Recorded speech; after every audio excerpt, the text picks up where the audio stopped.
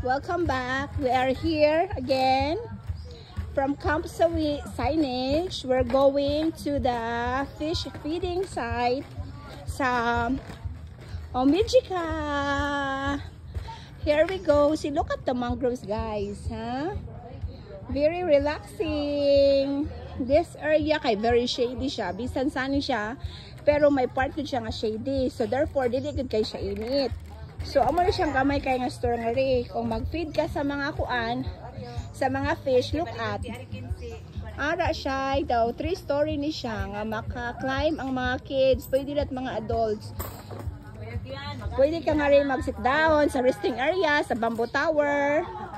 Ara sila nga rin kuan, fish food ngayon mapalit tag 5, may mga chips sila, candies. Okay, here we go here. I will show you something. Amo ni siyang mag-feed ka nga rin sa mga fish. So, nga doon ka sa tower. Nga. Sunod. Kay low tide man.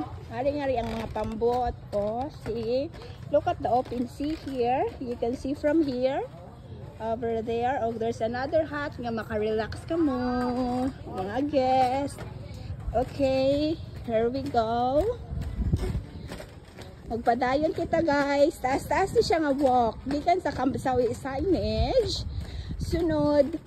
Damag yapon kay mangrove sa skin. Very nice good siya. Very relaxing area gyud. You can come here just doing nothing. Just enjoying the view of the mangroves. Look at the open sea here now. See, guys. Damo nga rin mga guests today. But I have to go back. Oh, there's another cottage here. Nga imo magamit just to relax here. Very spacious. Very spacious. But it's very hot here. No shady area.